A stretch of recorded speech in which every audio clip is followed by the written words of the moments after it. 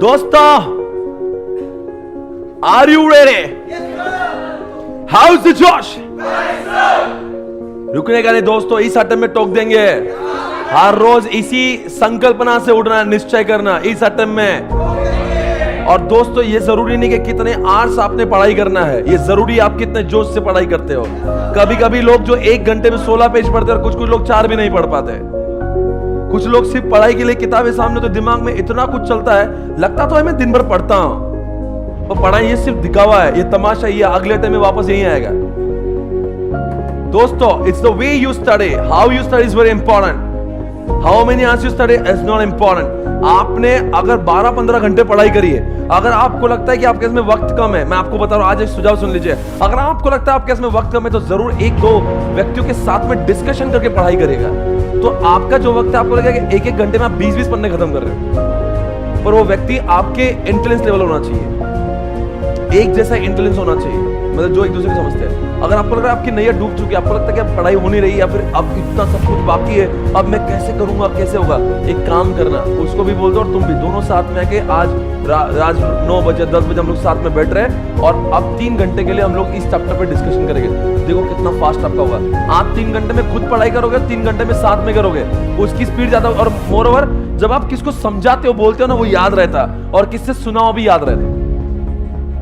समझे? अभी भी आप पास हो सकते हो।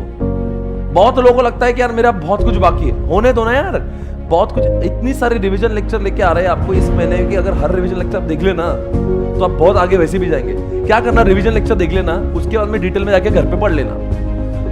आप क्या करना, आपका एक ही होना चाहिए, मैं रिवीजन लेक्चर में बैठूंगा, बाद में अकेले में करूंगा। पर रिवीजन लेक्चर को दे दिया, छोड़ दिया, अब रिवीजन लेक्चर कर लिया, अब घर पे जाके आप दूसरा पढ़ेंगे तो काम का नहीं है, क्योंकि आप वो क्या है ना, उसके ऊपर फिनिशिंग टच देने का काम आपका है।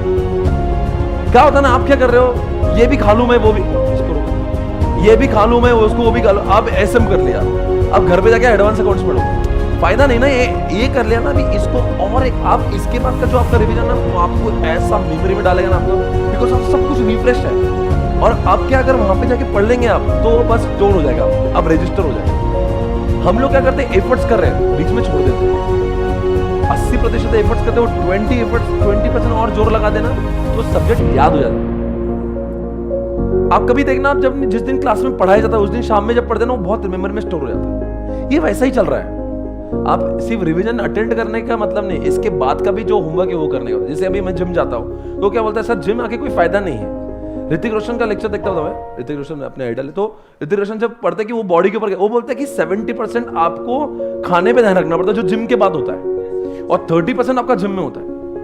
तो क्या होता है ना, क्या लोग क्या करते हैं, यहाँ पे जिम में आके बहुत हेवी वेट करेंगे, तो 2 घंटे रिगरसली करेंगे, वर्कआउट करेंगे, और घर पे जाके आराम से वो खाएंगे जो खाना है, फिर प्रोटीन नहीं लेंगे, प्रोटीन शेक नहीं लेंगे, स्प्राउट्स नहीं खाएंगे, फिर नींद भी नहीं लेंगे, और आ जाएंगे अगले दिन जिम में। ऐसे लोगों का बॉडी नहीं बनेगा। मैं आपको क्या बोलना चाह रहा हूँ, समझ में आ रहा है? आपने लेक्चर में ध्यान दे दिया, घर पे जाके आपने कुछ नहीं किया, तो ये लेक्चर का जो है ना, वो उसका जो वैल्यूएशन वो खत्म होते चलता है। तो it's not about what sitting in the lecture, lecture की बात जो करें, दैट इज आल्सो इंपॉर्टेंट। समझो, थोड़ा पढ़ाई को समझने की कोशिश करो, आपके ब्रेन को और ज्यादा जरूरत है, आप उसको बीच रास्ते पे मत छोड़िए, उसको और भूख है। यानी कि अगर आप चैप्टर नंबर 7 को अगर आप अकेले में पढ़ोगे ना, और आपको और बहुत सारे इनपुट्स मिलेंगे, पर बहुत फास्ट मिलेंगे। वापस पढ़ोगे 8 दिन बाद तो उतना मजा नहीं आएगा। समझे आप? तो आपका स्केड्यूल वैसे बनाई ना आप जो रिवीजन लेक्चर है, अगर आपके पास में एक ही ग्रुप है, तो आप वो रिवीजन लेक्चर के पहले भी पढ़ो और बाद में भी पढ़ो। तो क्या इसका तो मतलब, इससे क्या, ये तो मोक्ष की प्राप्ति है। अगर आपका कितने लोग एक ही ग्रुप बचा है, एक ही ग्रुप है, आप बेटा आपका अकेले का एक ग्रुप, बेटा बहुत आगे जाएंगे आप। आपके लिए तो सुझाव है, आपने लेक्चर के पहले भी पढ़ना, बाद में भी पढ़ा।